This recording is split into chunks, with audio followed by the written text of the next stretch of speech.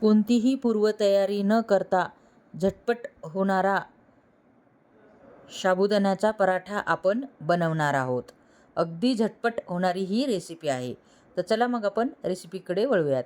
त्यासाठी 1 वाटी साबुदाणा घेतलेला आहे आणि तो आपल्याला कढईमध्ये मस्तपैकी खरपूस भाजून घ्यायचा आहे. साबुदाणा भाजताना आपल्याला गॅस मीडियम टू लो ठेवायचा आहे. प्रथम मस्त काळजी घ्यायची आहे की आपल्याला साबुदाणा चांगला भाजून घ्यायचा आहे. साबुदाणा जर चांगला भाजला गेला तर छानपैकी हा मिक्सरमध्ये बारीक होणार आहे. अगदी बारीक तो छान होणार आहे. त्यासाठी आपल्याला छान भाजून घ्यायचा आहे. आणि साबुदाणा थंड झाला की आपण मिक्सर ग्राइंडरमध्ये आपण साबुदाणा बारीक करून घेणार आहोत. चांगला भाजल्या गेल्यामुळे तो सहज छान फाईन बारीक होणार आहे.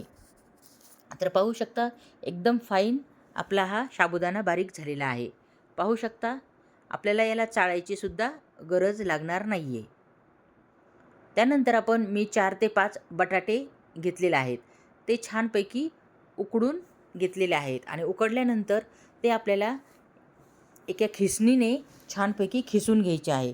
कारण त्यामध्ये गाठी राहणार नाही. त्यामुळे आपल्याला अवश्य खिसून घ्यायचं आहे अशा बारीकशा खिसणीने. तर पाहू शकता मस्तपैकी सर्व बटाटे मी छानपैकी खिसून घेतलेले आहेत.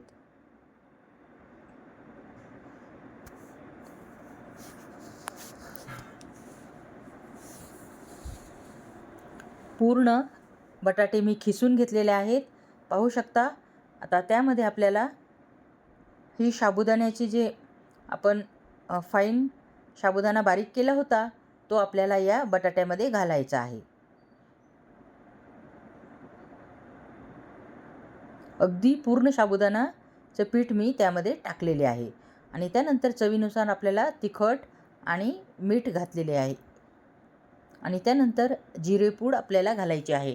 जिरेपूड ऑप्शनल आहे. तुम्हाला घालायचं असलं तर घालू शकता.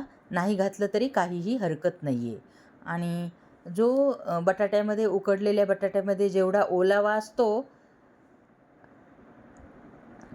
तेवढ्याच ओलाव्यामध्ये आपले हे साबुदाण्याचे पीठ भिजवायचे आहे.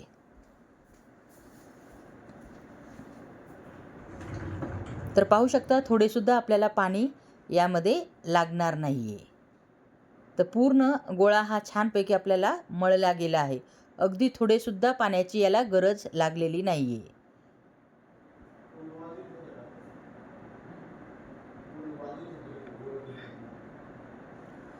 तर पाहू शकता मस्तपैकी हे पीठ आपण भिजले गेले आहे. तर 5 मिनिटासाठी आपण याला रेस्ट देणार आहोत. तोपर्यंत आपण आपला तवा प्रीहीट करायला ठेवणार आहोत गॅसवरती. आणि अगदी छोटा गोळा आपल्याला येथे घ्यायचा आहे. पुरीच्या आकारामध्ये आपण छोटे छोटे पराठे करून घेणार आहोत.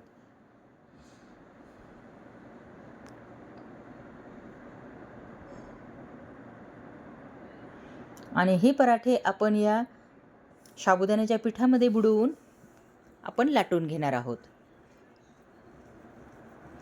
साईडनी थोडे चिरा जातात तरी काहीही हरकत नाही.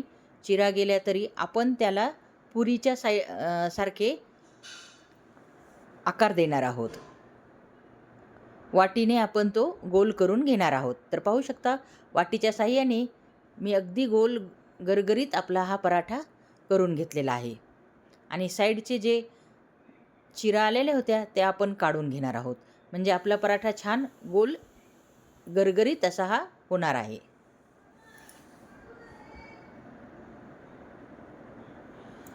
तर पाहू शकता किती मस्त गोल गरगरीत आपला पराठा झाला आहे.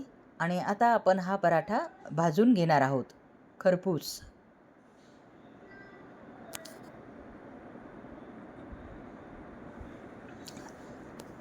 तर पाहू शकता अशा प्रकारे दुसराही गोळा मी तयार करून घेतलेला आहे पिठाचा अशा प्रकारे. आणि नंतर हा पराठा मी गॅसवर खरपूस भाजून घेणार आहे. हे पहा आपला तवाही छान लोखंडी तवा घेतलेला आहे मी. मस्तपैकी तापला गेला आहे. त्यावर थोडे तेल लावले आहे मी. आणि त्यानंतर आपण हा पराठा छानपैकी भाजून घेणार आहोत. त्यासाठी साईडने मी थोडे तेल सोडले आहे आणि छानपैकी मीडियम टू लो गॅसवर हा पराठा खरपूस असा भाजून घेतलेला आहे.